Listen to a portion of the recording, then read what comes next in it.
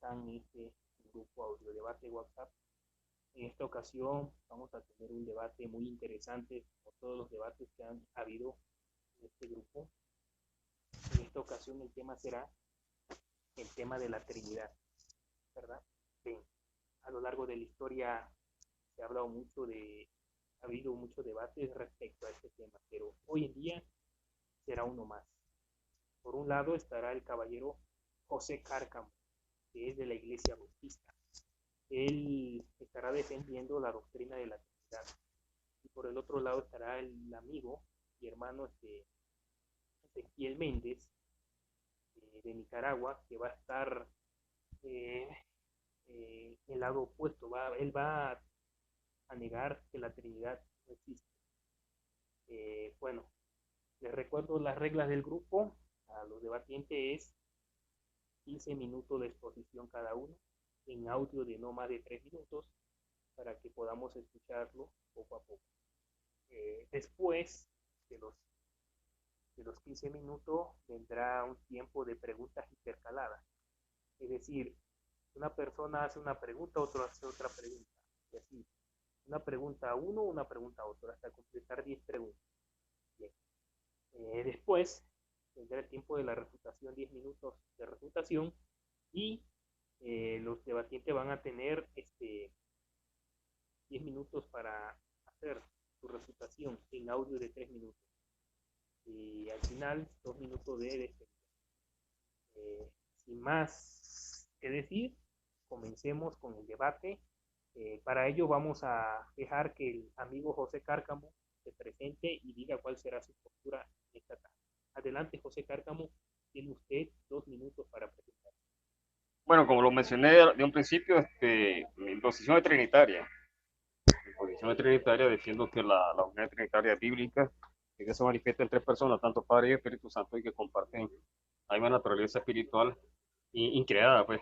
Que el verbo es increado, no es parte de una creación, que es parte de Dios, el Padre. Digamos así como es una familia, pues.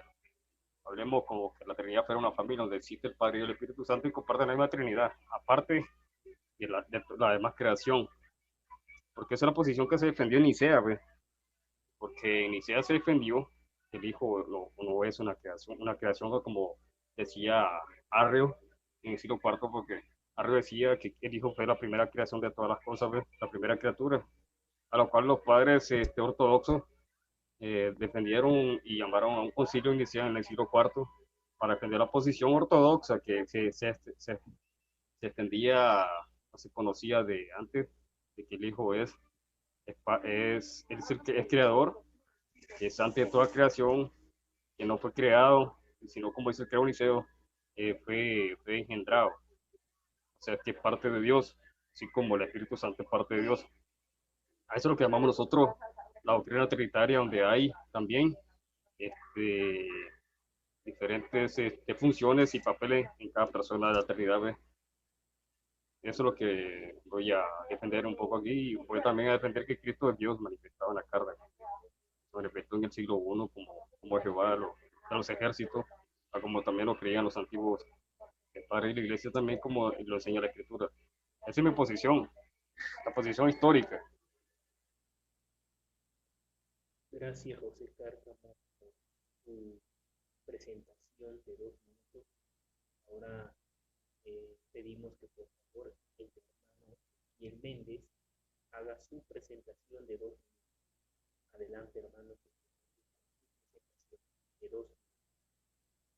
Es un gusto debatir este tema tan trascendental en la vida cristiana. Entonces voy a pasar a exponer brevemente. Eh, Creemos, ¿verdad?, que existe un único Dios verdadero, que es Jehová Dios. Creemos en su Hijo unigénito, Hijo de Dios, o el único Hijo traído a la existencia directamente por Dios. Creemos que el Espíritu Santo es una fuerza, es un ruaj. Generalmente, muchas personas conocen, ¿verdad? O intentan entender un poco nuestra percepción bíblica a este respecto. Entonces, en esta breve disertación, pues voy a exponer, ¿verdad? En este debate voy a exponer distintos tópicos, temas que se entrelazan en la misma esencia que yo estoy diciendo. Nosotros nos basamos en muy innumerables textos bíblicos y uno de ellos es Deuteronomio 6:4, ¿verdad? Es el monoteísmo estricto, tan defendido tanto por judíos, ¿verdad? También vamos a discutir en cuanto a la verdadera esencia, lo que decía mi hermano eh, y amigo José Cárcamo, ¿verdad? Creación en nihilo, ¿verdad? Que esa es en nihilo, que es una frase latina, ¿verdad? Que significa básicamente o simplemente de la nada, en nihilo. Entonces va a ser un diálogo de edificación en la cual personalmente no voy a forzar a que las personas crean lo que nosotros creemos, pero sí que puedan ser objetivos y que puedan dar eh, una idea, puedan tener una idea de lo que nosotros, los objetivos de Jehová, creemos y también puedan llegar a una definición, ¿verdad? Puedan llegar a una conclusión por ustedes mismos. Bien, ya teniendo la presentación de ambos, nuevamente muchas gracias a ambos por su presentación. Ahora vamos a dar paso a lo que es ya la exposición. Les recuerdo, son 15 minutos que cada quien va a tener. En esta ocasión, como el hermano y amigo José Cárcamo es el que va a defender la Trinidad, él va a empezar exponiendo sus 15 minutos. A partir de ahora, usted, amigo José Cárcamo, tiene 15 minutos. Recuerde, en audio de no más de 3 minutos para hacer esta disertación muy animadora. Adelante, José Cárcamo, con su presentación. Bueno, empiezo diciendo que Dios se manifestó en tres personas a través de los siglos de la humanidad. Pero no está explícito que hable la Biblia que la palabra Trinidad no existe, sino que es implícito en la Escritura. Pero podemos mostrar la Trinidad por medio de la creación. Empecemos con la creación. Dice que se manifestó en la creación la Trinidad. El Dios Trino, pues el Padre crea. Isaías 40, 26, 28. El Padre preserva la creación, o sea, mantiene en funcionamiento la creación. El Hijo también crea y sin Él no existe nada. Eso lo dice Juan 1, 1 al 3, 10, Colosenses 1, 16, donde dice que se crearon para mover todas las cosas. Es el autor de la vida, como dice Hechos 3, 15. Es Jehová el Señor creador, como dice Hebreo 1, 8 al 12. Y es un texto que se le aplica al Hijo, según Salmo 102, al Hijo, según Salmo 102, 24 al 27. Ese texto se le aplica al Padre. O sea, que tanto el Padre, el Padre y el Hijo crean las cosas y también mantienen en funcionamiento todas las cosas, como dice Colosenses 1:17, cuando se le aplica al Hijo, que por medio del Hijo se crean las cosas y por medio del Hijo se mantiene en funcionamiento las cosas. Así también por el Padre se crea y se mantiene en funcionamiento también todas las cosas. Dice, también es el que preserva la creación, Colosenses 1:17, Hebreo 1:3, porque Hebreo 1:3 dice que con su palabra poderosa el Hijo mantiene en funcionamiento todas las cosas, así como el Padre. También ese papel de que la creación se mantiene en pie, también es un papel que se le da al Padre, porque eso lo dice Salmo 119, 89, 91, donde dice el texto que Dios mantiene en funcionamiento la creación, y también el Salmo 148, 1 al 5, que dice que Jehová mandó y fueron creadas todas las cosas y todas las cosas están en pie por medio de él. Ahora hablemos sobre el Espíritu Santo en la creación, porque dice la Biblia que el Espíritu Santo también crea. Eso lo dice Job 33:4, donde dice que Dios, el Espíritu Santo, crea al hombre. También en Salmo 104, 27 al 30. Así el Génesis se ve al Padre, al Hijo y al Espíritu Santo creando. Como dice Génesis 1:1 al 2, 26, 27, donde dice Dios, hagamos al hombre a nuestra imagen y semejanza. Ahí se dice que Dios creó todas las cosas, pero con una participación de otras personas que nosotros los cristianos decimos que es el Hijo y el Espíritu Santo, que existían antes de la creación de todas las cosas. De esa manera sí podemos decir que las tres personas participaron en la creación. El Padre crea con su palabra, que es el Hijo, y su aliento por el Espíritu Santo, como declara en Salmo 33:6, donde dice que Dios creó por medio de su palabra y su aliento todas las cosas. Ver otros textos donde se dice que participaron tres elementos, digamos, tres personas participaron en la creación. Por ejemplo, el Padre crea con su sabiduría todo lo que hay. Eso lo dice Proverbios 3, 19, 20. Con su sabiduría y su poder. Jeremías 10, 12 al 13, 51, 15 y 16. Dios crea por medio de su sabiduría y su poder. Esa sabiduría poseída por Jehová en la eternidad, como dice Proverbios 8:22, como lo dice Reina Valera, también la Biblia textual y la Biblia de las Américas, así como las antiguas versiones del siglo II de las traducciones judías, de los judíos que hicieron del griego como Simaco, Teosón y Aquila. Esa sabiduría divina que siempre ha poseído el Padre, que la manifestó cuando Dios creó todas las con ella, como el Job 28, 23 al 28. Dice que Dios manifestó esa sabiduría cuando creó todas las cosas. Eso se puede ver cuando leemos Job 28, 23 al 28. Dice que esa sabiduría que no estaba en ningún lado, dice Job 28, 20, 22, sino que coexistía en eternidad con Dios. Pues el Hijo viene de la eternidad, como dice Miqueas 5:2. O sea, que estamos hablando de una sabiduría eterna que existía con el Padre antes de la creación de todas las cosas, esa sabiduría viene de la eternidad misma. O sea, estamos hablando que el Hijo, que es la misma sabiduría del Padre, no tuvo principio y no tendrá fin.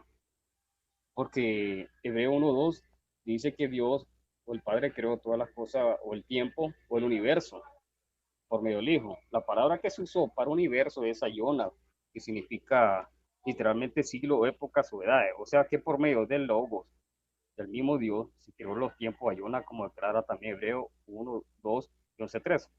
Por tanto, el Logos o el Hijo es atemporal, fuera el tiempo ordinario, y él existía como Dios. Eso lo dice Filipenses 2, 5 al 6.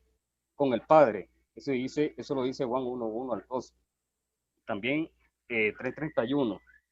También lo dice Juan 6, 22, Juan 8, 23, 53 al 59, como el Dios unigénito. Eso lo dice Juan 1, 18, y la textual vive en las Américas.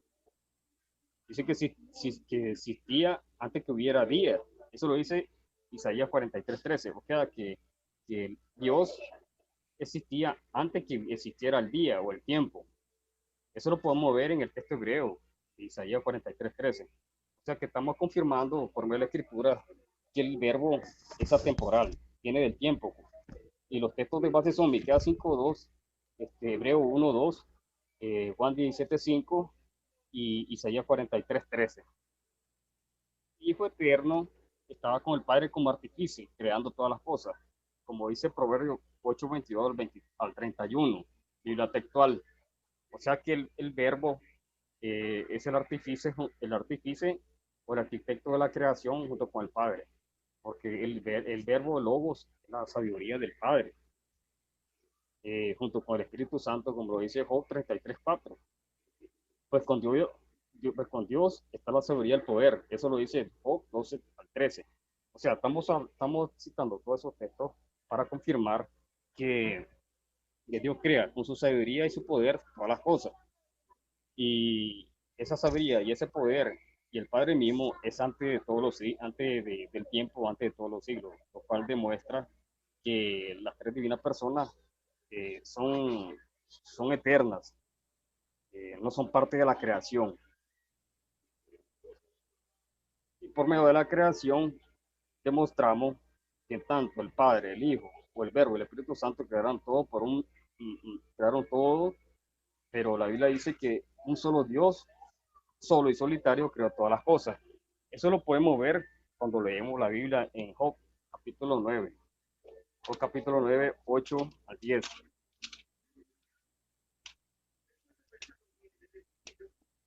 Los capítulo 9, del 8 al 10 dice, y él solo extiende los cielos y oye la sola del mar, el que hace las osas, el Orión, y las Pleiades y las cámaras del sur. Él hace grandes cosas inescrutables y maravillas sin número. O sea, ahí la Biblia está diciendo que un Dios solo hizo todas las cosas.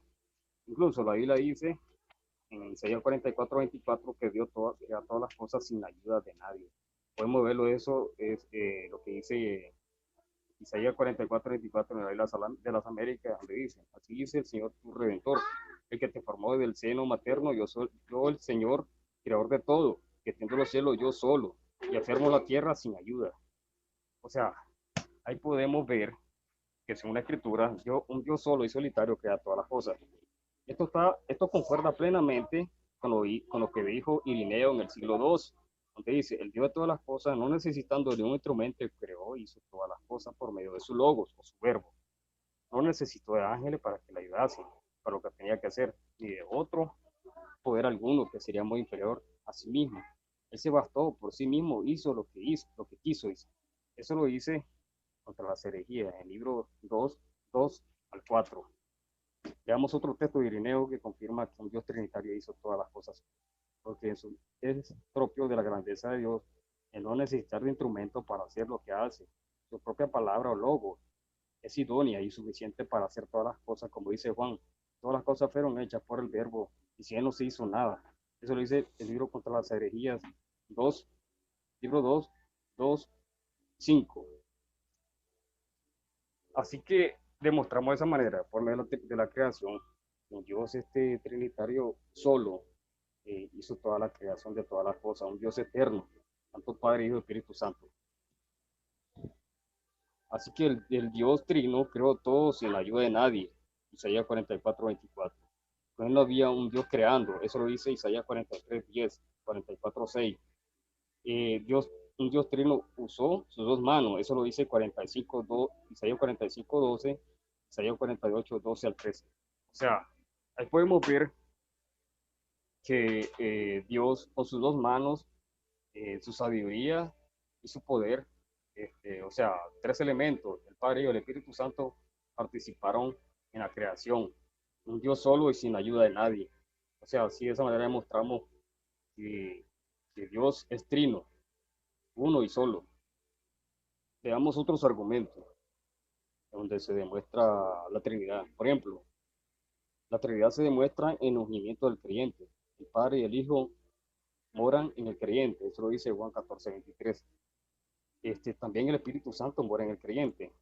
Eso lo dice Juan 14, 17. Pero ahí la dice que un solo Dios viviente mora en el creyente. Por eso lo encontramos en 1 Corintios 3, 16 y 2 Corintios 6.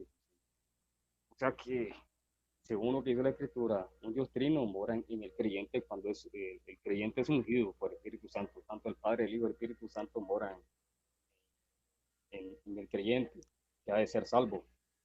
Porque eso lo dice claramente la Escritura. Ahora demostremos de otra forma la Trinidad en los dones de la iglesia. Si el Espíritu Santo reparte dones según como Él quiere, eso lo dice 1 Corintios 12, 4 al 11. También dice que el Señor reparte dones, eso lo dice 1 Corintios 11, 5. Dios reparte dones, 1 Corintios 12, 6. Pero un solo Dios hace todas las cosas, eso lo dice 1 Corintios 12, 11, 18, 28. Ahora bien, dice el Señor Jesús, que es Dios también, eh, reparte los dones. Eso lo dice Efesios 4, 7 al 13. O sea, ahí de esa manera se demuestra también que la Trinidad, un Dios solo y trino, reparte los dones y los ministerios en la iglesia. Miremos otra vez la Trinidad en la resurrección. Dice, el Padre resucita a los muertos. Eso lo dice Ezequiel 37, 5, Salmo 104, 29 al 30. El Hijo levanta a los muertos. Eso lo dice Juan 5, 21. Juan 6, 40 y 54, Juan 11 y 25. También el Espíritu Santo le da vida a los muertos, eso lo dice Romanos 8, 11. O sea que el Dios Trino participa en la resurrección de los muertos. Y ese poder de dar vida a los muertos solo le pertenece a la deidad. Eso lo dice 1 Samuel 2:6, donde dice que Jehová levanta a los muertos. Y Jesús también dice que levanta a los muertos, como dice Apocalipsis 1, 17 y 18. O sea que demostramos la Trinidad en diferentes facetas, tanto en la creación, en el ungimiento del creyente, en la repartición, ministerios en la iglesia, en la resurrección de los muertos. Y también hay muchos otros ejemplos donde se demuestra que la Trinidad está implícita en las Escrituras, está implícita. Un Dios trino, solo y solitario, hace todas esas funciones. Eso que no hemos tocado aún, la Trinidad en la salvación de los hombres, porque las tres divinas personas participan en la salvación de los hombres, porque el Padre salva, el Hijo salva y el Espíritu Santo participa en la salvación y el enseñamiento de los hombres para el día de redención, como dice Efesios 4:30. Y yo seguir con 3 minutos. En este argumento me voy a demostrar que Cristo manifestado en carne 1 Timoteo 3:16, que el que se manifiesta en carne, pero no dice que sea Dios, pero implícitamente se demuestra que el que se manifestó fue Dios, porque el verbo que es Dios, Juan 1:1, y Dios unigénito, que mora en él toda la plenitud de la naturaleza divina, de Colosenses 2:9, que nació de la Virgen Emmanuel, Dios con nosotros, es Isaías 7:14, que nació el niño, Dios fuerte, Isaías 9:6 y 7, que el hacedor o creador sería visto por los hombres, Isaías 17:7, ese es el Hijo, Jehová el Creador, Juan 1:3, Hechos 3:15, donde se dice que es el autor de la vida, Juan 20:28, donde se le llama Dios y Señor, Juan 10:30, donde dice que el Padre y yo somos uno, Juan 5:18, donde dice que el Hijo es igual al Padre porque es Hijo de Dios, Colosenses 1:16-17, por medio de él se crearon todas las cosas y es el dueño de la creación, Hebreo 1:8-12, donde se le llama que es el Señor que con su mano cimentó el cielo y la tierra, el Salmo 122, 24, 27, ese Hijo se le aplica tanto al Padre como a Jehová. Pues el Hijo es Jehová, el Padre es Jehová también, aunque son dos personas, porque eso lo dice Juan 8, 16, 18, sin caer en el sabelianismo. El Jehová, que se hizo carne y estaría entre los hombres, eso lo dice Zacarías 2:10, porque Zacarías 2:10 dice que Jehová estaría entre nosotros. Y según lo que dice Juan 1:1, es el que se manifestó fue el verbo, el Dios unigénito.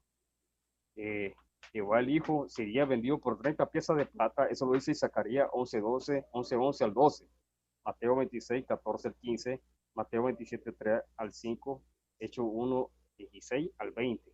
Jehová el Hijo sería traspasado, así lo dice la Septuaginta y la Pechita en Zacarías 12:10, poniéndose en Juan 19, 31, 37, cuando el Hijo fue traspasado en la cruz por el soldado romano. También lo dice las profecías antiguas de la escritura hebrea, que Jehová subiría a los cielos. Eso lo dice Salmo 68, 17 al 18. Y eso se cumplió cuando Jesús subió a los cielos. Ese texto de Salmo 68, 17 al 18, se lo aplica el apóstol Juan a Cristo en Isaías 4, 8 al 10. O sea, todos los textos que se dicen que Jehová se manifestaría se cumplieron en el siglo I. Veamos otro texto. Judas sacó a Israel. Jesús sacó a Israel de Egipto. Eso lo dice Judas en este le Alan, edición 28. O sea, que Jesús mismo sacó a Israel de Egipto. Jesús la roca guió y sacó a Israel de Egipto.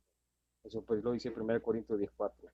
Jehová la roca sacó a Israel de Egipto y lo guió en el desierto. Y con él no hubo Dios extraño, guiando a Israel en el desierto. Eso lo dice Deuteronomio 32:3, 4, 15, 10 hasta el 13. No hay otra roca, solo Jehová. Isaías 44:8. O sea que la roca que yo a Israel en Egipto es Jehová mismo, Jesús, el que sacó a Israel de Egipto, como lo dice Judas en la edición de Nestle Alan número 28.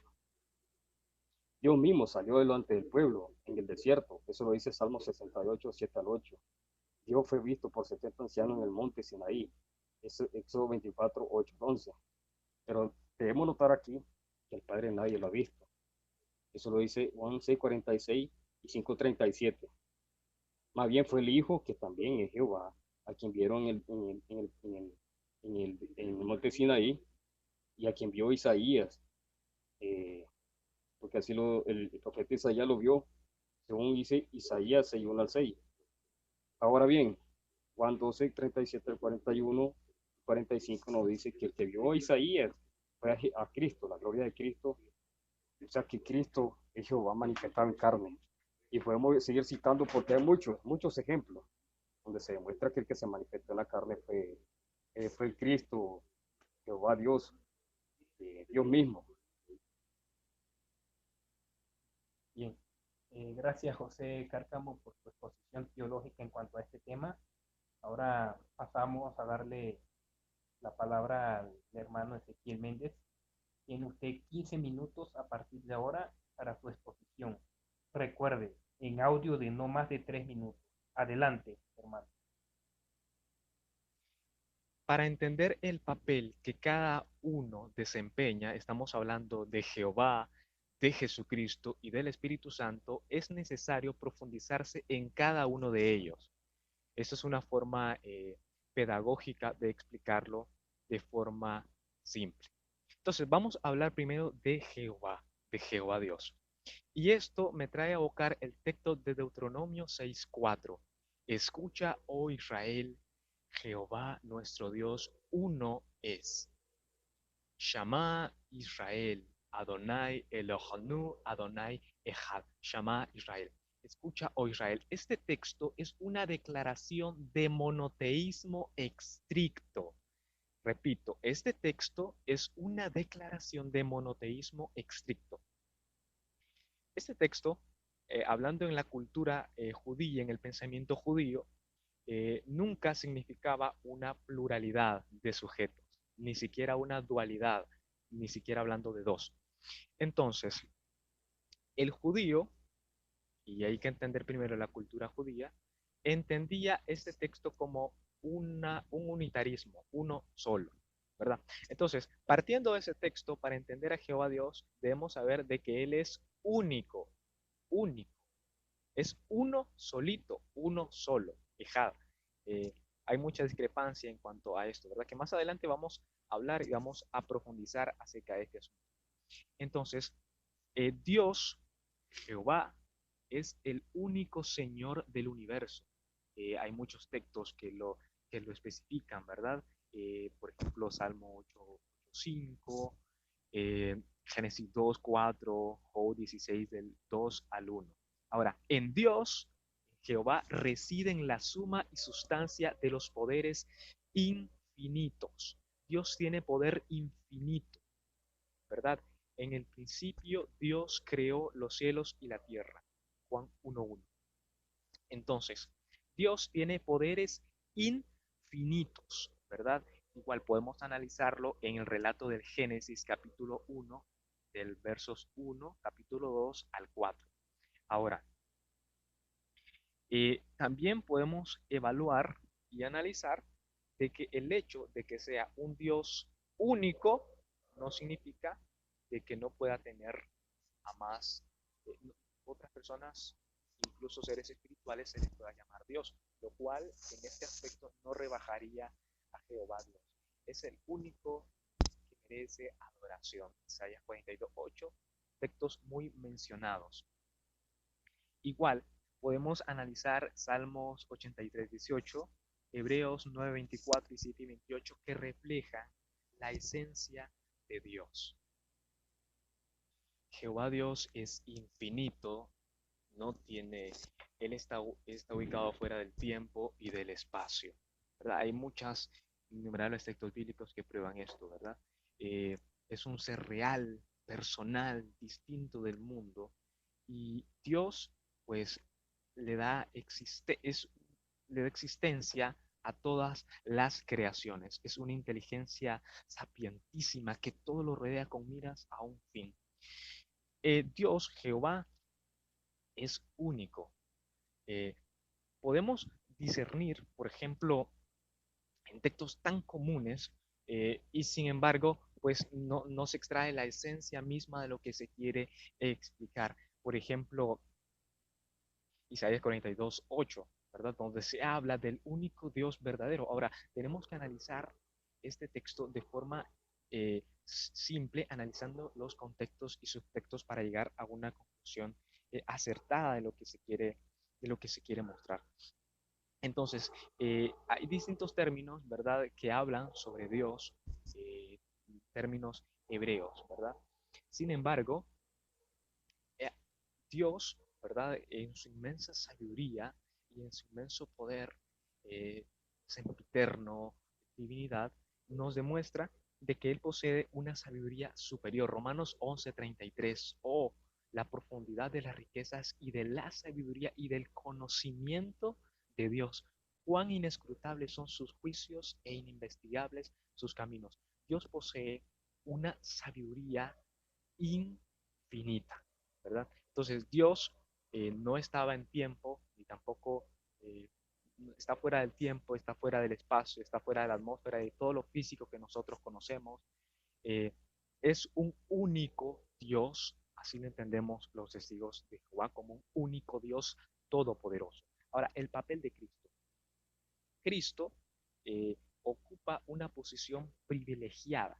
¿Verdad? La Biblia le llama unigénito, único, primogénito, eh, y siempre, muchas veces más bien, cuando se dirige a Cristo, se le llama hijo, hijo. Notemos esta palabra importante para lograr entender la relación que existe. Hijo es una palabra que se utiliza en los evangelios para demostrarnos la posición que ocupa Cristo con respecto a su Padre, ¿verdad? Entonces, Él vino aquí a la tierra, Jesucristo vino aquí a la tierra, se humilló, sin embargo, ya había sido creado, ¿verdad? Estaba Jehová Dios en la existencia solo, en, en el espacio, podría decirse. Entonces comenzó a crear y la primera creación que hizo fue a su hijo, igual lo dice Colosenses 1:15, 16, Revelación 3:14 o Apocalipsis 3:14. También podemos ver Proverbios, ¿verdad? 8:22 y el contexto y subtexto de cada uno de estos textos interesantísimos que nos ayudan a discernir la posición de Cristo. Ahora, Cristo enseñó que era el singular Hijo de Dios. Juan 10:36, Mateo 16:15 al 17. Él cumplió cada una de las profecías que se hacían con respecto a él. Por ejemplo, la profecía de Marcos 14:61 al 62, que nuestros escuchas pues pueden leerlo, ¿verdad? Cristo preexistió, o sea, existió antes de venir a la tierra. Igual Juan 6:38 le explica esto, el capítulo 8:23 al 58. Entonces, a Cristo también se le daría muerte y sería resucitado. Esto es algo muy hermoso entenderlo primero para comprender el papel que juega Cristo. Ahora, hay un orden establecido, un orden jerárquico. Primera de Corintios 11:3, un texto muy conocido, dice lo siguiente en la versión Valera de 1960, la relación que el apóstol Pablo nos hace ver que tiene Cristo y Jehová Dios. Pero quiero que sepáis que Cristo es la cabeza de todo varón y el varón es la cabeza de la mujer y Dios la cabeza de Cristo. Notemos que aquí Cristo ya había muerto, ya había sido muerto y había sido resucitado, entonces estaba en el cielo y por inspiración divina el santo apóstol Pablo nos dice de que Dios es la cabeza de Cristo. Vemos entonces el orden jerárquico. Se habla del varón, se habla de la mujer, pero también se nos dice de que Cristo tiene su cabeza. ¿Puede un Dios tener un Dios? Es importante percibir esta clase de textos que nos muestran una verdad plena acerca de lo que verdaderamente el papel que juega nuestro Señor Jesucristo. Notemos también que en los evangelios siempre se le dice Hijo de Dios, eh, igual al Espíritu Santo. Entonces vemos, en primer lugar, a Jehová, Dios, como un único Dios, como Dios todopoderoso, a Cristo, su posición de Hijo, posición creada, y vemos que incluso los evangelios nos muestran una visión muy aceptada acerca de Jesucristo, ¿verdad? Nunca se le llama una coigualdad o coeternidad con su Padre.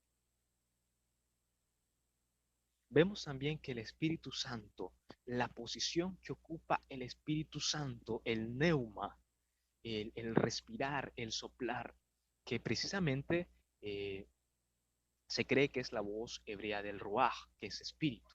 Entonces, este soplar, este neuma, este viento es una fuerza.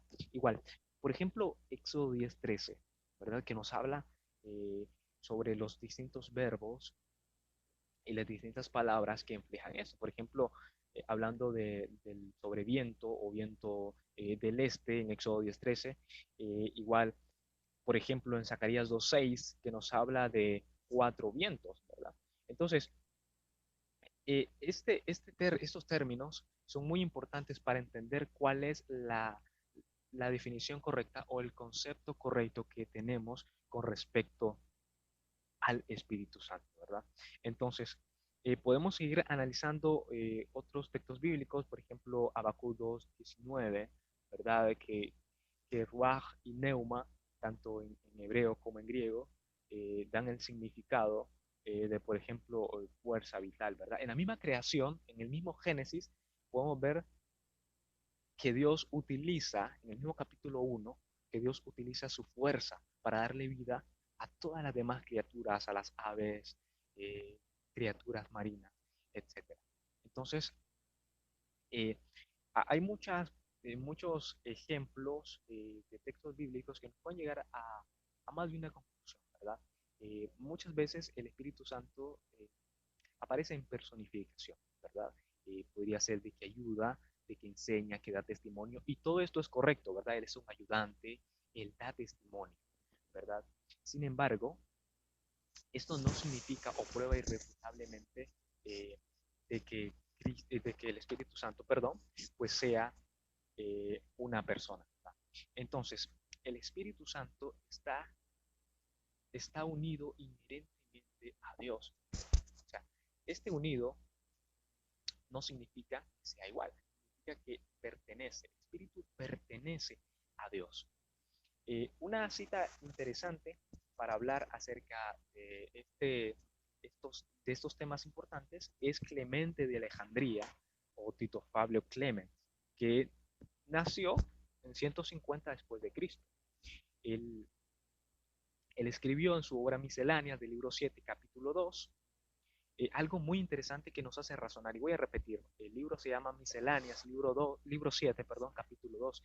Él dijo lo siguiente: la mejor cosa en la tierra es lo más pío, el hombre perfecto. Y la mejor cosa en el cielo, el siguiente y más puro en el lugar, es un ángel, el portador de la vida eterna bendita. Note que habla acerca de Cristo como un ángel. Sigamos leyendo. Pero la naturaleza del Hijo, quien es próximo a él, quien es solo altísimo, es el más perfecto. Note, la naturaleza del Hijo, quien es próximo a él. ¿A quién? A Dios. Quien es solo altísimo es el más perfecto.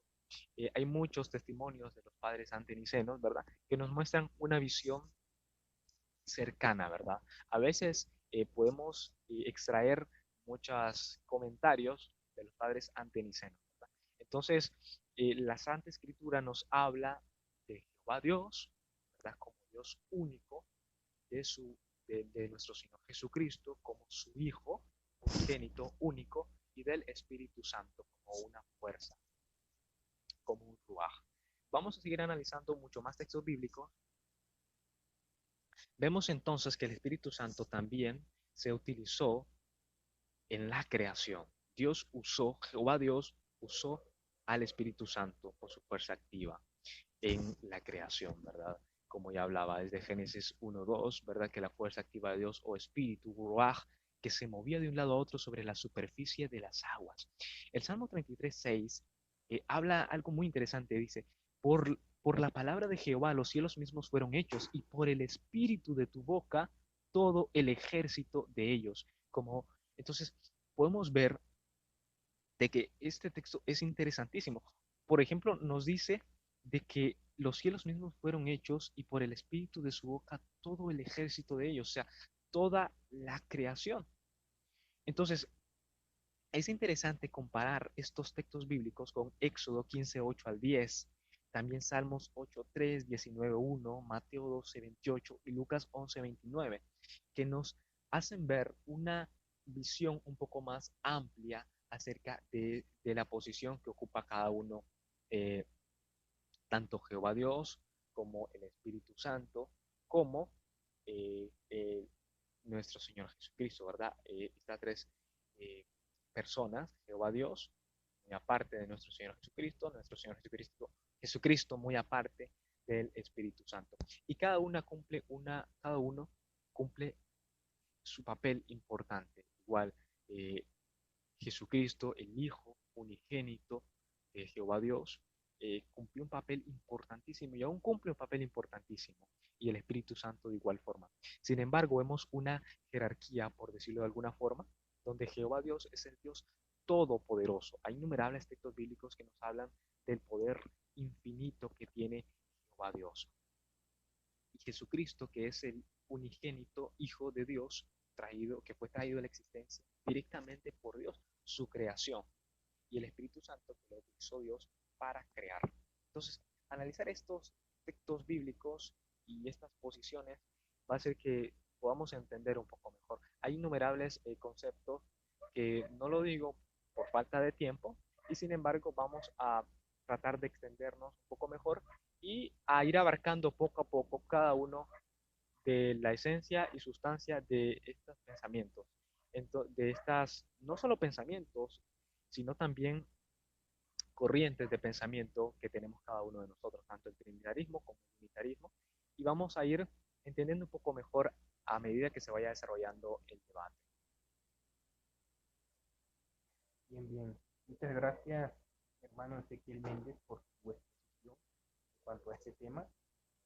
Bueno, te agregué los 2 minutos que te pasó igual José Cárcamo, entonces ya la refutación va a ser nada más de 10 minutos. Pero bueno, antes de eso, vamos a pasar ahorita a las preguntas intercaladas. José Cárcamo, tiene usted 1 minuto para efectuar su primer pregunta hacia el caballero Ezequiel Méndez. Adelante, José Cárcamo. Bueno, muy bien. Mi primera pregunta es esta que le hago a Ezequiel. Según la Biblia, a lo que ha leído, pues, o lo que ha estudiado, ¿cuántos participaron en la creación? ¿Cuántos fueran, digamos así, en palabras nuestras para entendernos? ¿Cuántos elementos participaron en la creación de todas las cosas, tanto visible e invisible? Esa es la primera pregunta que le hago a Ezequiel. Adelante, hermano Ezequiel, tiene usted 2 minutos para responder a esta pregunta.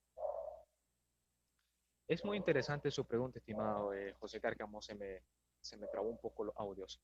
Génesis 1.1 es un texto muy interesante y en él dice que en el principio Dios creó los cielos y la tierra, de tal forma de que si leemos el contexto podemos analizar de que Dios creó precisamente con su poder, con su ruaj, los cielos y la tierra. Primeramente, todo lo que conocemos, ¿verdad?, como el universo, y luego pues procedió a crear la tierra.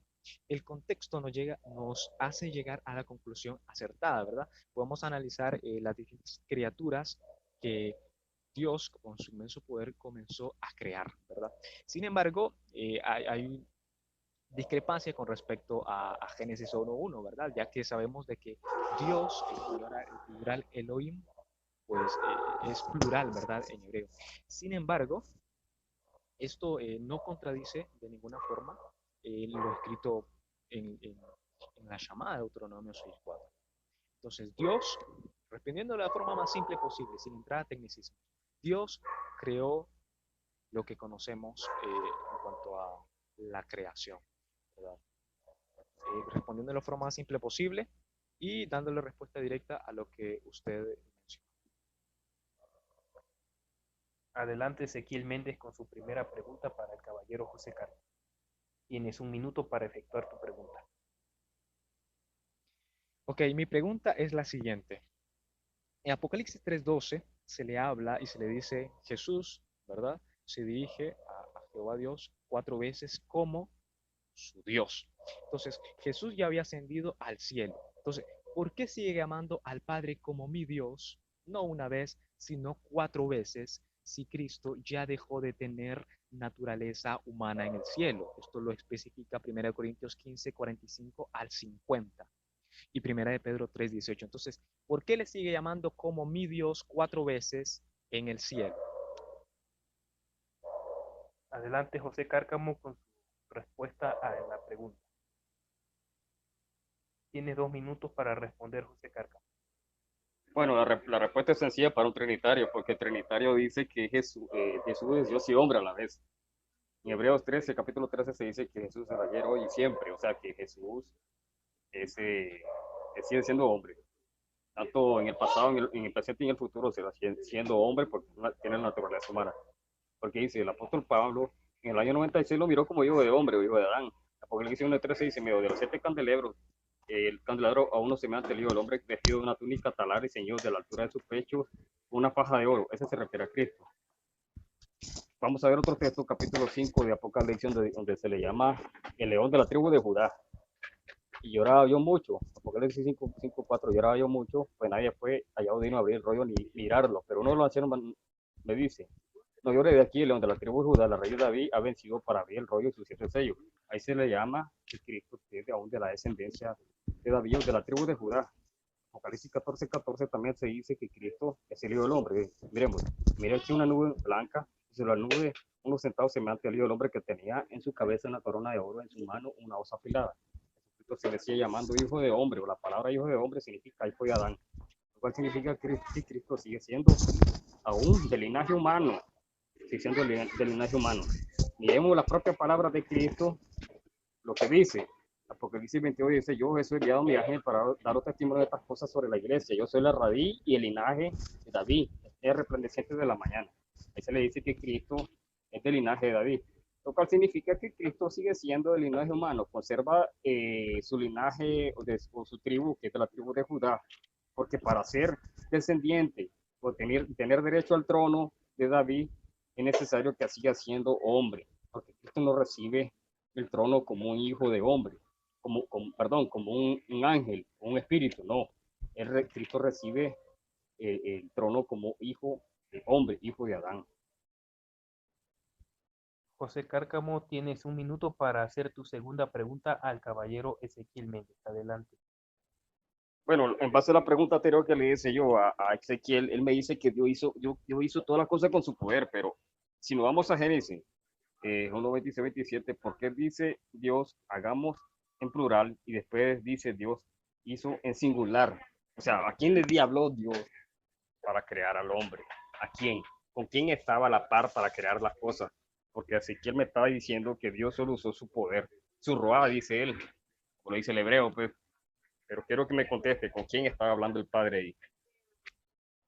Adelante, Ezequiel Méndez, con tu respuesta. Tiene 2 minutos para efectuar. Muy interesante su percepción. Esto se contesta con otro texto bíblico, Proverbios 8:22. Jehová me posee en el principio y es de antiguo antes de sus obras. Y de igual forma, el 29 y el 30, cuando ponía el mar su estatuto para que las aguas no traspasasen sus mandamientos, cuando establecía los fundamentos de la tierra, con él estaba yo ordenándolo todo, y era su delicia de día en día, teniendo solaz delante de él en todo tiempo. Eso se está refiriendo a Cristo, ¿verdad? En sentido profético. Entonces, cuando Jehová Dios dice que hagamos al hombre, ¿verdad? Se está refiriendo en cuanto a Cristo, que Cristo iba a continuar la creación. Notemos primeramente que Jehová estaba solo, creó a su hijo y en base a eso su hijo comenzó a crear todas las cosas. Colosenses 1, 15, 16 y 17 nos explica mucho mejor este tópico tan trascendental y fundamental para entender mejor todo el capítulo 1 y el capítulo 2 del Génesis.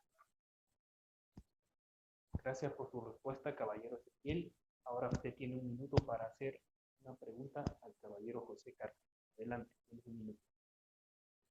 Mi pregunta es simple y sencilla.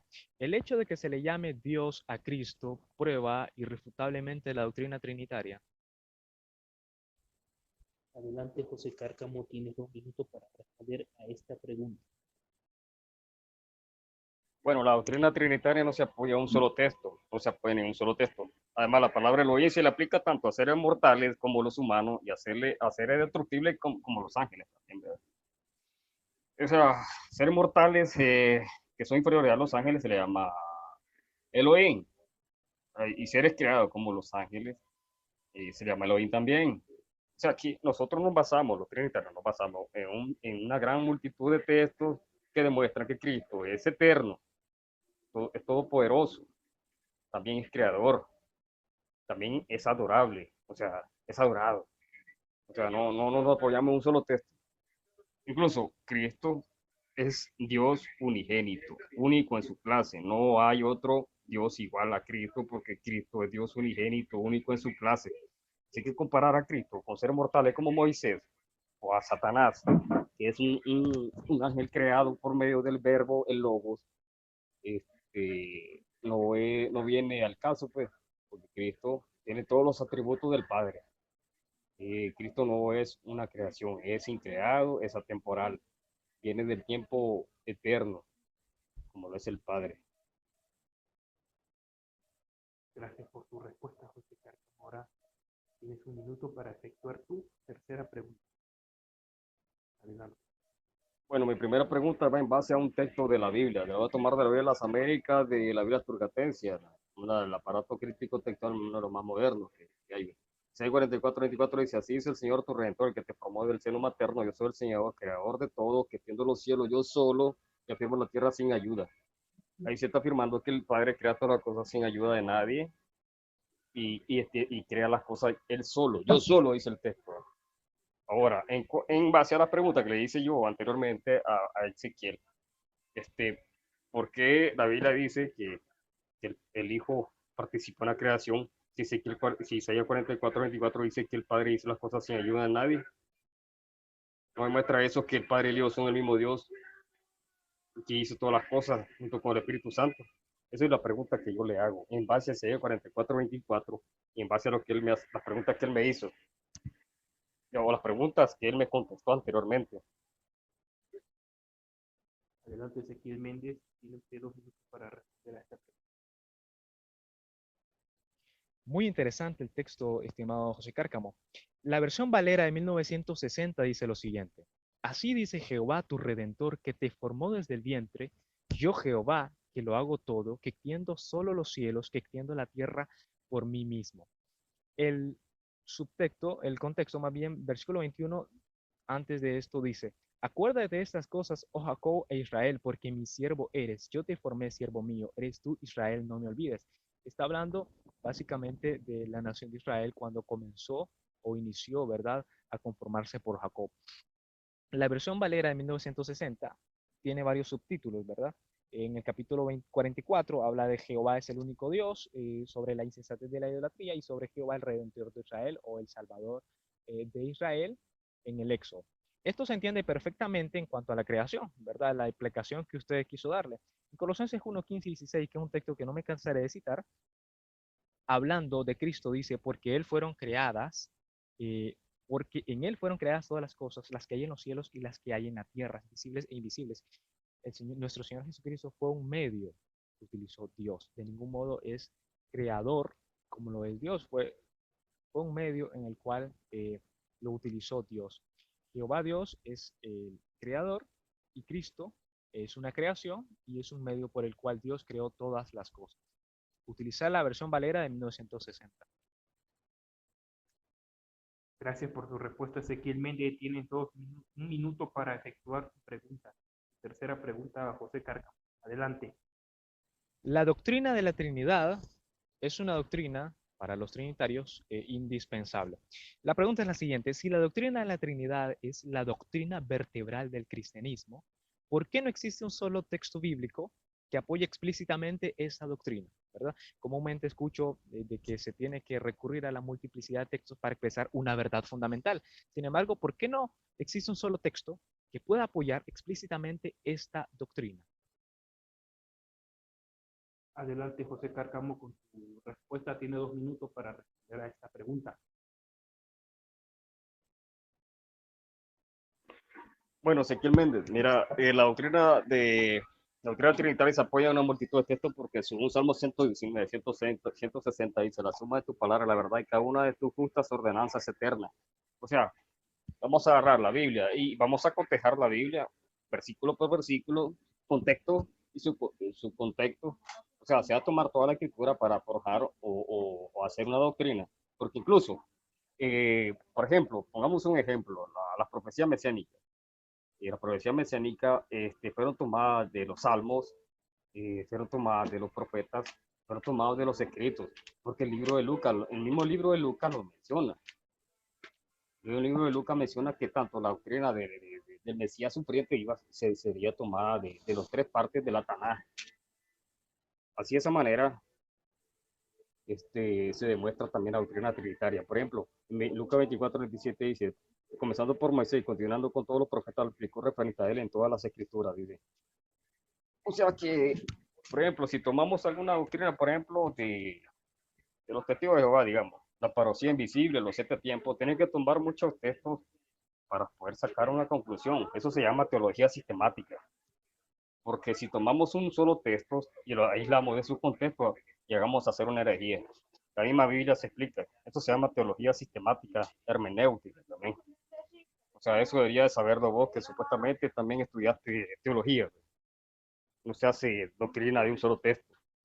Porque si hacemos teología de un solo texto, llegamos a doctrinas erróneas y humanas. Creo que me doy a entender. Gracias por tu respuesta, José Cárcamo. Eh, Ahora puede usted hacer su cuarta pregunta al caballero Ezequiel Méndez. Adelante, tienes un minuto para hacer tu cuarta pregunta. Bueno, según la doctrina de los testigos de Jehová, ¿cómo se demuestra que Cristo tuvo un principio en el tiempo y como primera creación de todas las cosas? ¿Ve? Porque los testigos van a enseñar que Cristo es la primera creación y que tuvo un principio en el tiempo. Quiero que me lo demuestre con la escritura.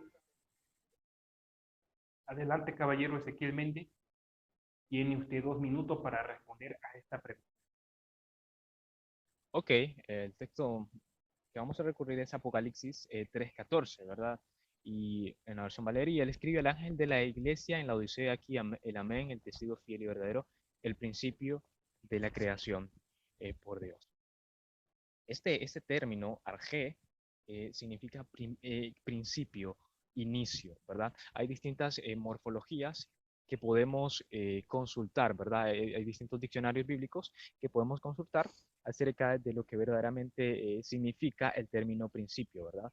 Y principio es el primer significado de la palabra arge, ¿verdad? Igual se puede comparar con Proverbio 8:22 y hay innumerables traducciones bíblicas que traducen eh, de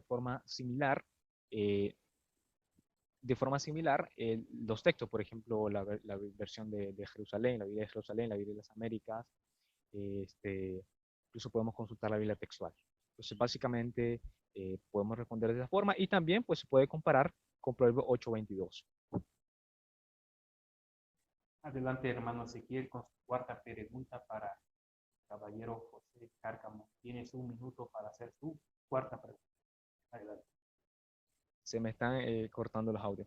1 Corintios 15, 27 y 28, en la versión Valera de 1977, dice lo siguiente: todas las cosas las sometió, hablando de Dios, debajo de sus pies, los de Cristo, y cuando dice que todas las cosas han sido sometidas a Él, claramente se exceptúa aquel que sometió a Él todas las cosas. Y cuando todas las cosas le estén sometidas, entonces también el Hijo mismo se someterá al que le sometió a Él todas las cosas, para que Dios sea todo en todos. ¿No muestra esto un orden jerárquico igual que 1 Corintios 11:3, hablando de la unidad que existe entre las parejas, por ejemplo, los matrimonios? Adelante, José Cárcamo, con su respuesta a esta pregunta. Tiene 2 minutos para responder. Bueno, voy a contestar la pregunta, voy a contestar la pregunta de Ezequiel. Él me cita 1 Corintios 11:3, 1 Corintios 15, 24 y 27, si no me equivoco, que habla de la sujeción del Hijo para con el Padre. Pero él me dice que es jerárquico. Claro que es jerarquía, porque el Padre envía al Hijo y el Espíritu Santo es enviado por el Padre y enviado por el Hijo también. O sea que en la Trinidad hay jerarquía y eso es lo que es la doctrina trinitaria. Hay sujeción del Padre al Hijo, porque todo hijo se sujeta al Padre, dice Irineo de León. Ahora bien, la sujeción del Hijo no es degradante, dice Origen de Alejandría, el Tratado de los Principios. Para los trinitarios, la sujeción del Hijo no es degradante de ninguna manera. Ahora, la sujeción del Hijo es una actitud mental. Podemos leerlo esto en Filipenses capítulo 2, este, capítulo 2, del verso 3, dice: nada hagáis por conmigo por vanagloria, sino que con actitud humilde, oígase bien, con actitud humilde cada uno de vosotros considere al otro como más importante que a sí mismo, dice, no buscando cada uno su propio interés, sino a bien los intereses de los demás. Ya pues en vosotros esta actitud que hubo también en Cristo Jesús, el cual, aunque existía en forma de Dios, no consideró el ser igual a Dios como algo que aferrarse, sino que se dejó a sí mismo, tomando forma de siervo, haciéndose semejante a los hombres. O sea, ahí Cristo sentía una forma de Dios en la eternidad. Pero no se aferró a su igualdad, no se aferró, sino como una actitud mental consideró al Padre superior a él. O sea, no hay contradicción, no hay contradicción, porque Cristo es igual al Padre, pero como una actitud mental se sujetó al Padre, como todo hijo se sujeta a su Padre. Eso lo podemos ver lo que dice Malaquías 3:17. Veamos lo que dice Malaquías 3:17, donde dice que todo hijo que es siervo de su Padre. Malaquías 3:17 dice: ellos serán míos, dice el Señor de los ejércitos, el día en que yo preparé mi tesoro especial y los perdonaré como un hombre perdona al hijo que le sirve. Eso es natural, la sujeción del hijo es natural y no lo degrada, no lo degrada en su naturaleza. Gracias por tu respuesta, José Cárcamo. Ahora tienes 1 minuto para hacer tu última y quinta pregunta al caballero Ezequiel. Adelante, tienes un minuto para hacer tu última pregunta.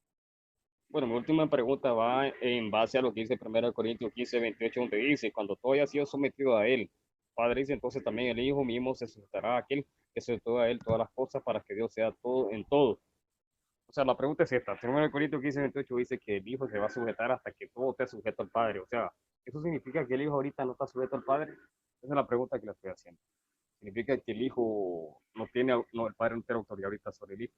Ya que el testigo de Jehová dice, o los santos trinitarios dicen que el Hijo siempre está sujeto al Padre, que está subordinado al Padre, pero 1 Corintios 15, 28 nos está diciendo que el Hijo se va a sujetar hasta cuando el Padre esté sujeto a todas las cosas al Padre, que ahorita no es, no está en un tiempo futuro. Esa es la pregunta que le hago yo.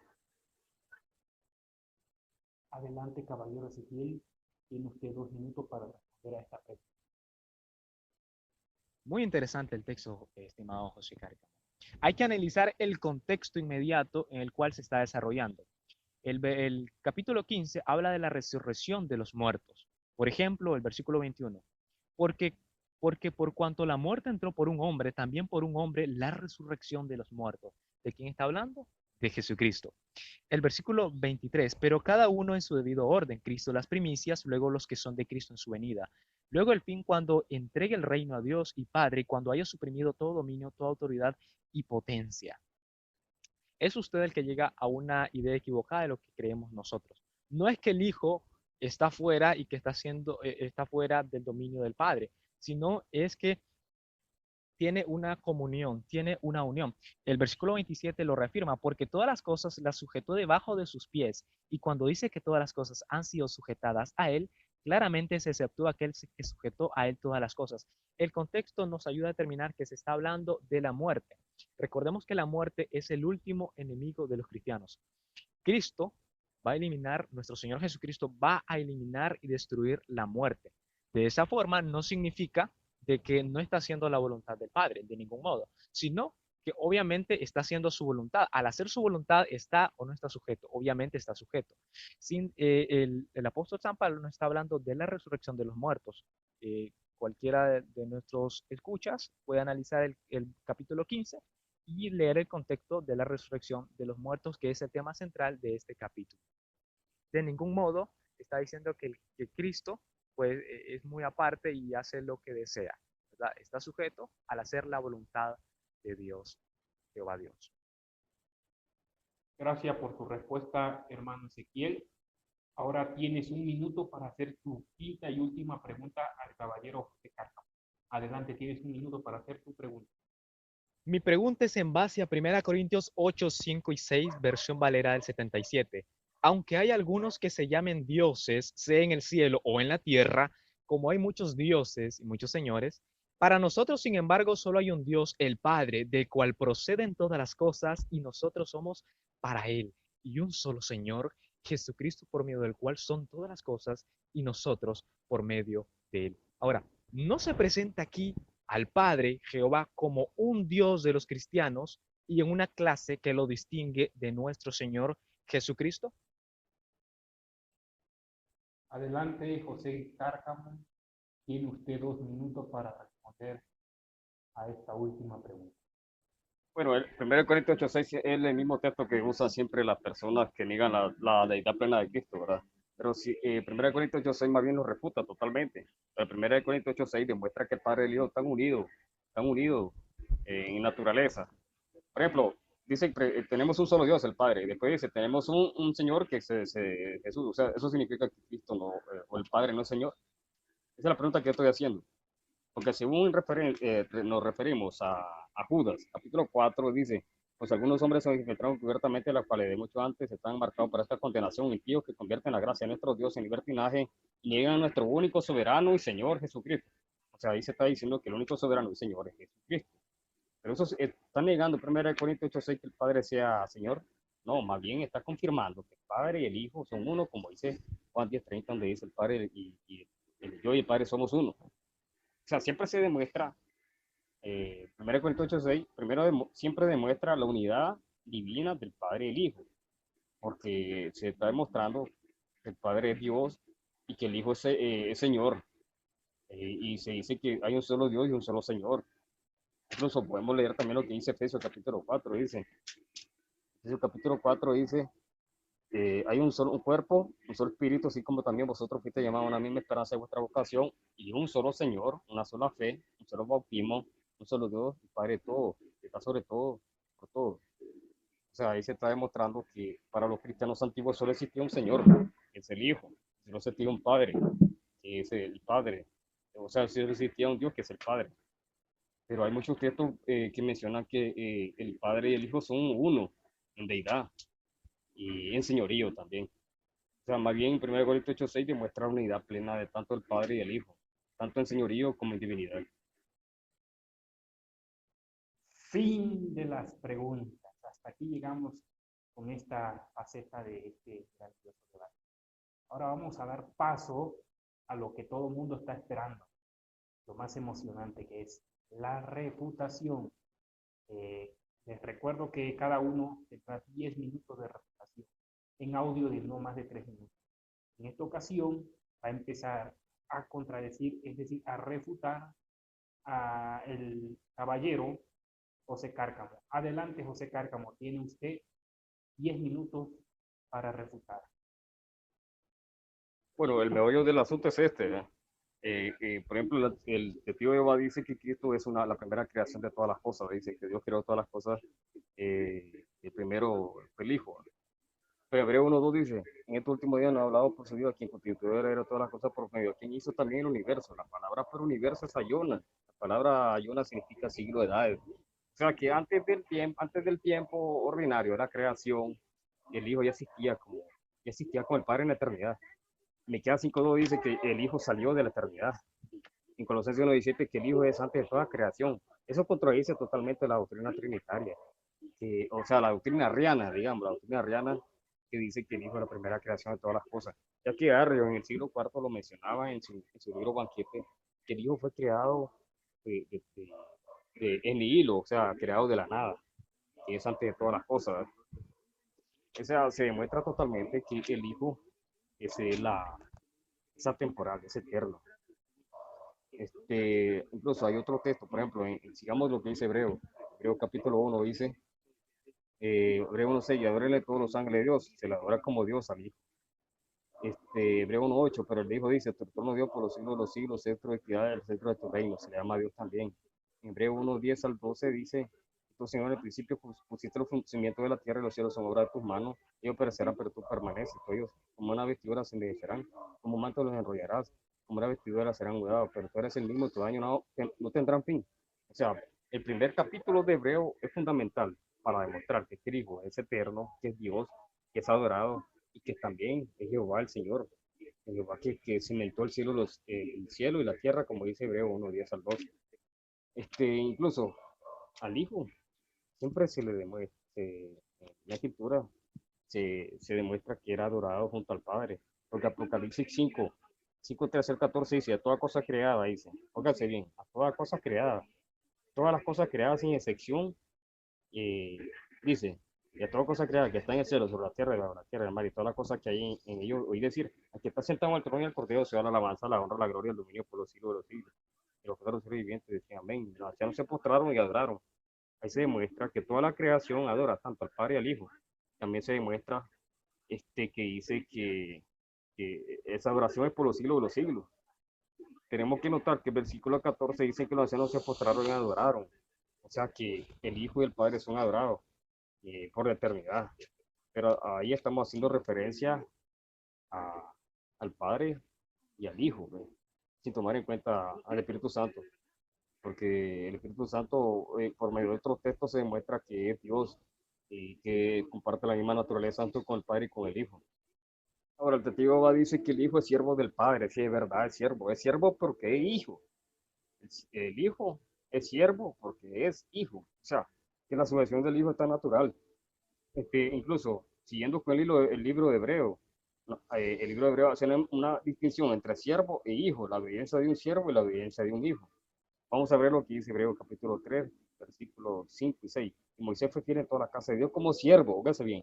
Moisés, hombre mortal, fue fiel en todas las casas de Dios como siervo, para testimonio de lo que se iba a decir más tarde. Pero Cristo fue fiel como hijo sobre la casa de Dios, cuya casa somos nosotros, y tenemos firmemente el fin, nuestra confianza y la gloria de nuestra esperanza. O sea, ahí se hace una distinción tanto entre Moisés como que Moisés era siervo y el hijo, que es Cristo, era hijo sobre la casa de Dios. O sea que el hijo, un siervo es obediente porque es siervo, es esclavo, y un hijo es obediente porque es hijo, es algo natural, que no contradice a la doctrina trinitaria. Incluso el mismo libro de Hebreo nos menciona que el hijo aprendió la obediencia cuando estuvo aquí en su estado de carne. Podemos leer esto, lo que dice Hebreo capítulo 7 y 8. Cristo, en los días de su carne, viendo ofrecido oración y súplica con gran clamor y lágrimas que se podía librar de la muerte, fue oído a causa de su temor reverente. Y aunque era hijo, aprendió obediencia por lo que padeció. Póngase bien, y aunque era hijo, aprendió obediencia por lo que padeció. Pero ¿cuándo aprendió la obediencia? En los días de su carne, cuando el Cristo es su siervo. O sea, esto también lo menciona Filipenses capítulo 2, 5. Ahí apoyan vosotros esta actitud que vos también, Cristo Jesús, el cual insistía en forma de Dios, no consideró ser igual a Dios como algo que pararse, sino que se despojó a sí mismo, tomando forma de siervo y haciéndose semejante a los hombres, y hallándose en forma de hombre, se unió a sí mismo, haciéndose obediente hasta la muerte y muerte de cruz. Por cual también Dios lo saltó a todos los hombres, lo confirió el nombre que es sobre todo nombre. Ahí se está diciendo que el Hijo se hizo siervo, o sea, se despojó de su posición de gloria para hacerse esclavo de los hombres. Porque incluso Cristo vino a ser esclavo y aún de los hombres, no solo de Dios. O sea, que en la Trinidad hay jerarquía, hay posiciones. Cada quien de las tres divinas personas tienen diferentes funciones y diferentes papeles, porque el Padre es el que manda al Hijo, porque es hijo, es natural, y manda al Espíritu Santo también, ¿verdad? Entonces, la doctrina trinitaria eh, está fundamentada en lo que dice la Escritura. Ahora bien, veamos otro texto donde mencionó eh, Ezequiel, que es lo que dice Apocalipsis 3:14. Dice, el Dios fiel y verdadero, el principio de la creación de Dios. Pero la palabra para principio es arché, que significa tanto origen o fuente, según el significado de la palabra griega arché. O sea, que significa que el Hijo es la fuente de todo lo creado. Porque Juan capítulo 1, verso 3 dice, que sin él no existió lo que existe, dice. Juan capítulo 1, 3, todas las cosas fueron hechas por medio de él, sin nada de lo que ha sido hecho fue hecho. ¿Quién estaba la vida era la luz de los hombres. El mundo estaba, el mundo fue hecho por medio de él y el mundo no le conoció. O sea que el mundo no conocía a su creador.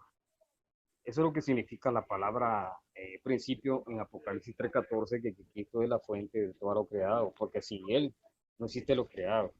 Además, citando el argumento anterior de que Cristo es antes del tiempo y que no tuvo principio de día, porque Hebreo capítulo 7, verso 3 nos dice que Cristo es sin principio de día, sin padre ni madre, sin genealogía, no teniendo principio de día ni fin de día, siendo semejante al Hijo de Dios, permanece sacerdote a perpetuidad. O sea que el Hijo no tuvo un principio en los días de la creación. O sea, eso hecho por tierra, de que Cristo es una cosa creada, como dice el objetivo de Jehová. Siguiendo el argumento de que Cristo es el principio el principio de la creación, como dice Ezequiel en Apocalipsis 3:14, vamos a ver el comentario bíblico reconocido. Así el escritor de Hebreo dice, comentando sobre Hebreo 1:2, dice que Dios por medio del Hijo creó el ayón, el universo. La palabra griega para universo es ayonas, que es siglo o edades, y todas las cosas, y las personas que le pertenecen. Por tanto, el Hijo, por medio del cual se creó el tiempo, el universo, todo el espacio, y las cosas, y las cosas y la era cronológica, y todo lo que existe, tanto material como espiritual. Así que el Hijo es anterior a todas las cosas creadas, como dice Colosenses 1:17, como dijo Atanasio de Alejandría. ¿Y quién es tan necio como para dudar al eterno ser del Hijo? Pues, cuando se ha visto luz sin refulgencia. O sea que ahí Atanasio en su querella contra Arrio citó Hebreo 1:2 para demostrar la eternidad del Hijo. El Hijo es eterno. que el Hijo no es una cosa creada, sino que comparte la misma naturaleza divina junto con el Padre. Quiero hablar sobre el Espíritu Santo y su personalidad. Por ejemplo, Salmo 139, 7, 8 dice que el Espíritu Santo es la misma presencia de Dios mismo. En Hechos 16, 7 al 16, 6 y 7 nos dice que es el Espíritu de Cristo, el Espíritu Santo. También la Biblia nos habla de la personalidad del Espíritu Santo, que dice en Juan 14, 26 que consuela, en Hechos 4, 30 se entristece, en Juan 16, 8 dice que convence, en Juan 16, 13 guía la verdad, en Hechos 5, 32 es testigo de Dios, en Hechos 8, 29 habla Felipe, en Hechos 16, 7 decide a qué ministros van a estar en la iglesia. En Hechos 3, 12, 13, 1 y 2, elige a los ministros de la iglesia. En Juan 14, 26, enseña, dice. En 1 Corintios 12, 11, dice que tiene voluntad propia. En Hechos 20, 23, le habla a Pablo, dice. El Espíritu Santo y el poder son diferentes. Hechos 10, 38. Ahora, miremos la relación que tiene tanto el Espíritu Santo con el Hijo. Dice que procede del Padre, Juan 15, 15, 26, procede del Hijo, Galatas 4, 6, Romanos 5, 5, Romanos 8, 9 y 16. El Espíritu Santo es el Espíritu de Jesús, Hechos 16, 6, 7, el Espíritu Santo es Jehová. 2 Corintios 3, 17, 18, traducción del Nuevo Mundo, es el Espíritu del Padre, Mateo 10, 20, 1 Corintios 2, 11. Ahora miremos la relación del Espíritu Santo con las demás divinas personas. La Trinidad reparte dones en la iglesia, el Espíritu Santo reparte, dice 1 Corintios 12, 4, el Señor reparte dones, 1 Corintios 12, 5, también Dios reparte, 1 Corintios 12, 6, el Espíritu Santo reparte como Él quiere, 1 Corintios 12, 11, el Espíritu Santo, o Dios, reparte dones también, dice 1 Corintios 12, 28, el Espíritu Santo es eterno, como de Jehová, Hebreos 9, 14, Isaías 40, 28.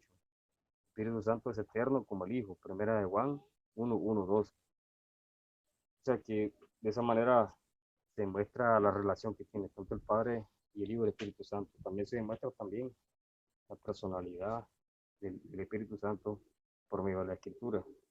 Y bueno, a veces yo creo que es todo eh, por o sea, mi exposición, hasta aquí llego. Bien, gracias José Cárcamo por la presentación. Ahora vamos a dar paso al caballero Ezequiel Méndez. Tiene usted 11 minutos y medio, debido a que José Cárcamo se pasó 1 minuto y medio.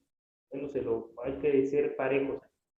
Le vamos a obsequiar 1 minuto y medio, debido a que José Cárcamo se pasó igual 1 minuto y medio. Usted tendrá 11 minutos y medio para su refutación. Adelante, en audio de no más de 3 minutos, caballero Ezequiel Méndez. Normalmente, cuando se le muestra a un trinitario que la doctrina pues, de la Trinidad no puede ser explicada por medio de un solo texto bíblico, entonces comienza a utilizar la multiplicidad de textos. Hay doctrinas fundamentales de la Sagrada Escritura que se prueban con un solo texto bíblico, Romanos 5:12, Juan 3:16, textos tan conocidos que se prueban doctrinas básicas del cristianismo. Ahora, el trinitarismo recurre a la teología, lo llamado teología sistemática, que en realidad es una reflexión teológica, ¿verdad? Utilizar una multiplicidad de textos para probar una doctrina. Si bien es cierto que la Biblia se analiza en su contexto, cuando a un trinitario se le demuestra un texto, ¿verdad? Recurre a otro texto, no contesta conforme al contexto. Por ejemplo, Miqueas 5:2, que cita José Cárcamo, hablando en sentido profético de Cristo, la versión del Valera del 77 dice, sus orígenes son desde el principio de los días de la eternidad. Ahora, diversas traducciones bíblicas traducen de forma distinta este versículo. Por ejemplo, días de muy remota antigüedad, días de tiempo indefinido. Si tenemos diversas traducciones bíblicas, podemos comparar y podemos llegar a una conclusión acertada debido al contexto en el cual se desarrolla, y no solo el contexto, sino la expresión hebrea de este texto. Por ejemplo, Marcos 13:32, hablando de los días postreros o los finales días, de aquel día o de aquella hora nadie sabe, ni los ángeles del cielo, ni el Hijo, sino solo el Padre.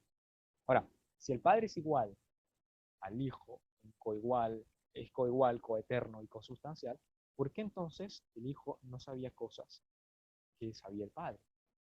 Hay innumerables textos bíblicos, Mateo 20, 23, de la versión Valera del 77, la madre de los hijos de Zebedeo le dijo a Jesús, ordena que en tu reino se sienten estos dos hijos míos, el uno a tu derecha y el otro a tu izquierda.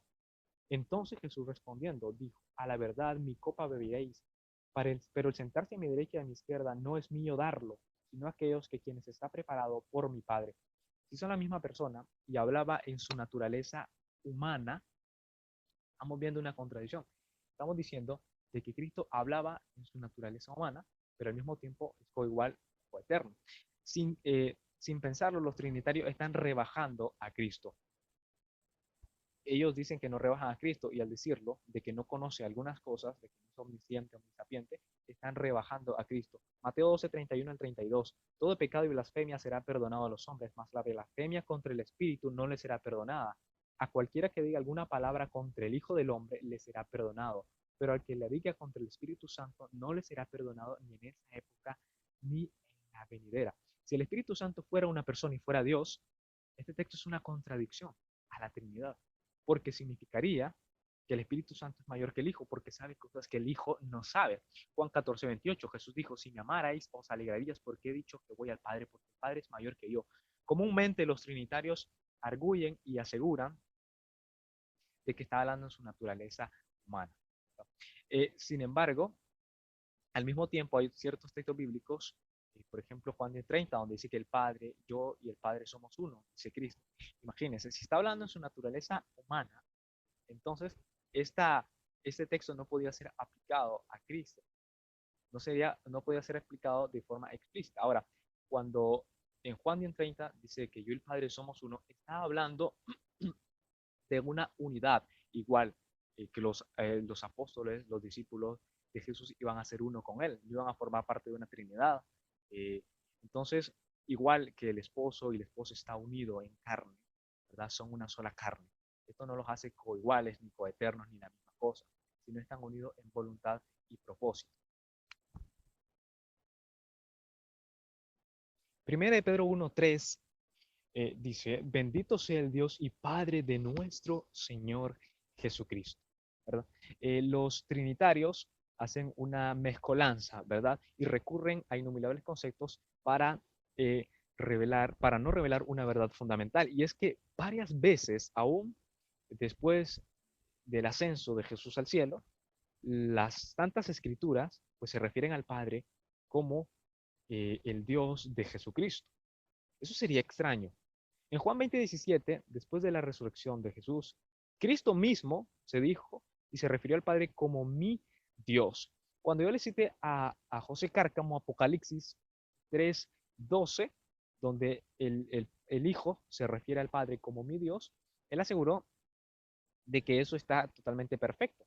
Ahora, al afirmar eso, estamos admitiendo o está admitiendo el trinitarismo de que de algún modo es inferior al Padre Todopoderoso. Al ser inferior no podría ser coigual, ni coeterno, ni consustancial.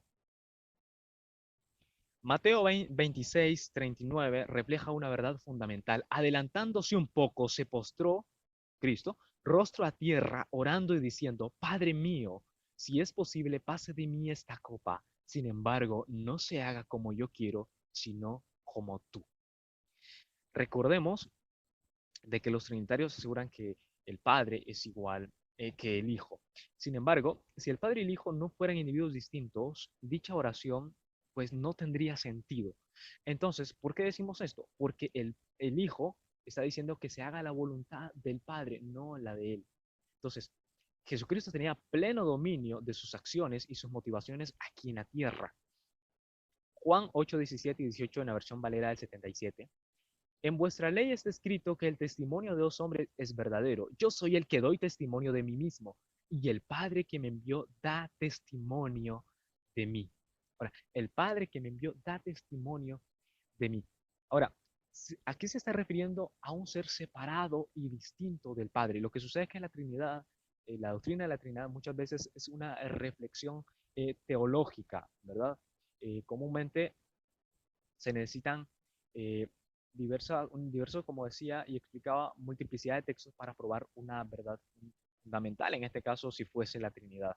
Hay diversos textos bíblicos que se refieren también a este respecto con respecto a Cristo. Y uno de ellos también es el Espíritu Santo, ¿verdad? Por ejemplo, la palabra en griego, que es parakletos, consolador, abogado, muchos arguyen de que el Espíritu Santo pues es una persona porque enseña, testifica, habla y oye. Eso lo podemos ver en, por ejemplo, en Juan 16:13, 15 al 26, 14, 16. Ahora, en otros textos bíblicos, al Espíritu Santo se refiere que las personas son llenas, son ungidas con él. ¿Puede una persona ungir, convertirse en un ungimiento? ¿Puede ser una persona llenar a otra persona?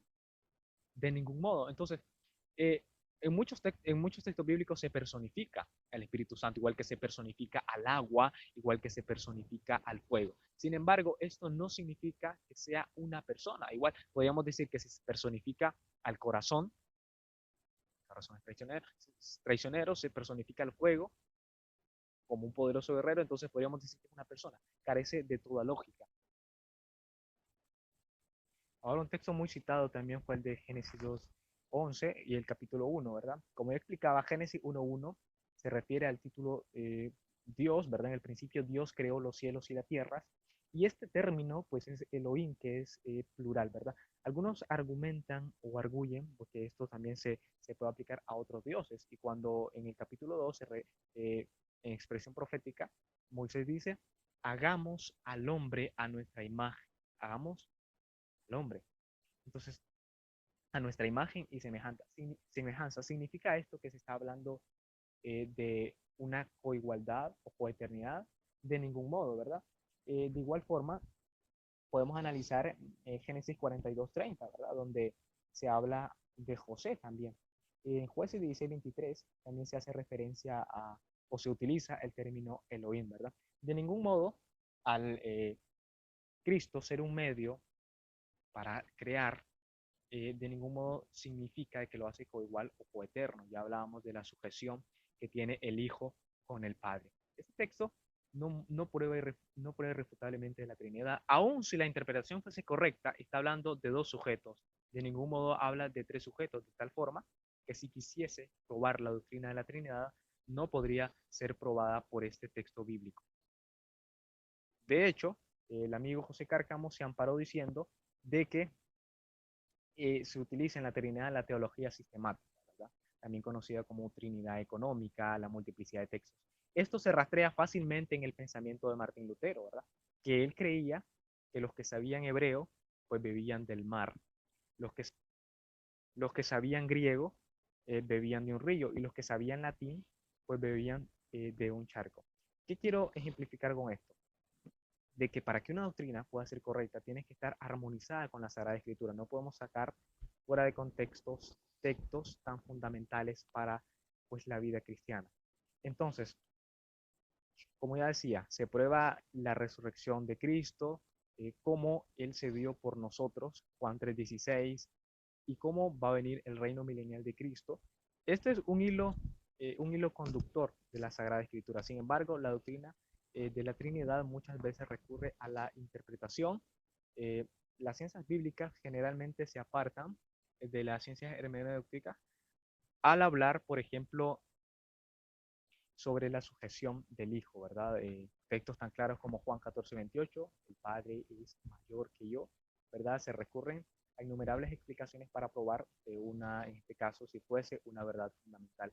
La gran mayoría de textos bíblicos que utilizó José Cárcamo habla de dos personas. Aun si la interpretación fuese correcta, de ningún modo probaría decisivamente la doctrina de la Trinidad. Bien, muchas gracias a los dos debatientes por el profundo respeto que tuvieron ambos. Ahora paso a darle la palabra a José Cárcamo para que se despida del público y agradezca la atención. Adelante, José Cárcamo, tiene que para despedirse.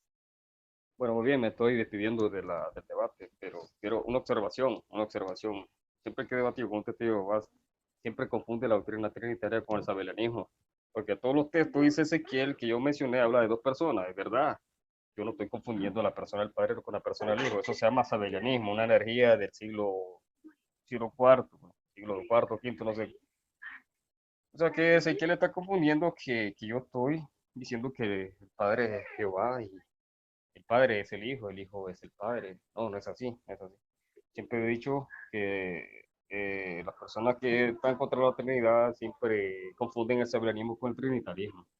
Además, mencionó también la sujeción del Hijo. Claro, yo lo mencioné, porque el Hijo se rebajó, se hizo siervo de los hombres, se hizo siervo al Padre, natural. Dice que el Hijo oraba al Padre. Sí, claro, oraba al Padre, oraba a su Padre que estaba en el cielo y él estaba aquí en la tierra, ¿verdad? O sea, no estoy diciendo que el Padre y el Hijo son la misma persona, no.